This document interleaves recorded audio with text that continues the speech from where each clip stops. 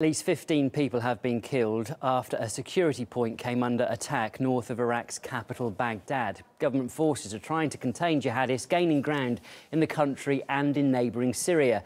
And with thousands of the militant fighters recruited in Western countries, security is being tightened in Europe and America in fear they will bring their terror skills home.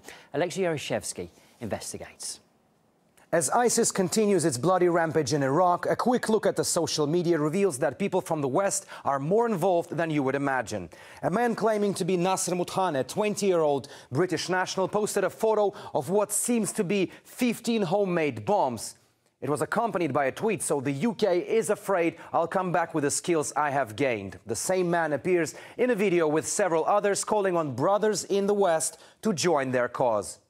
We have brothers from Bangladesh, from Iraq, from Cambodia, Australia, UK. Nothing has gathered us except to make Allah Azza wa Jal with the highest. All my brothers living in the West, I know how you feel when I used to live there. In the heart, you feel depressed.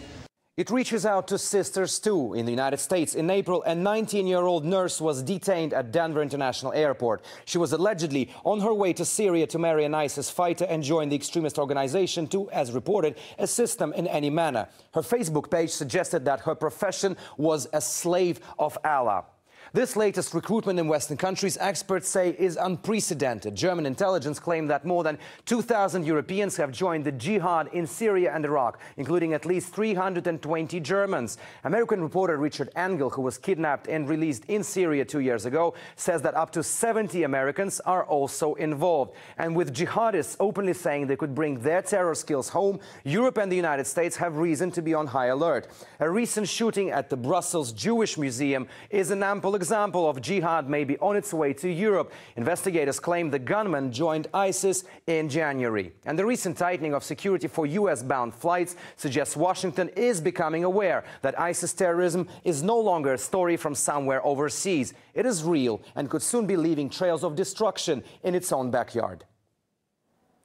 Well, Iraq's government has launched several air raids against these Sunni insurgents, trying to recapture the country's largest oil refinery near the city of Baiji here.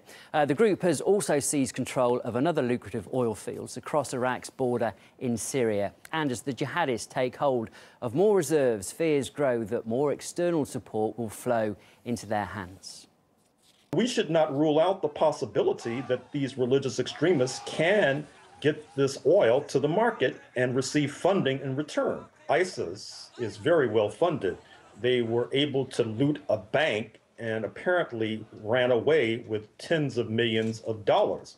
For this recent advance they made in Iraq, in neighboring Syria, they were in a de facto alliance with the United States of America and its North Atlantic allies against the domestic-based regime of President al-Assad. And that, too, not only brought them recognition and influence, it, too, brought them a certain amount of funding.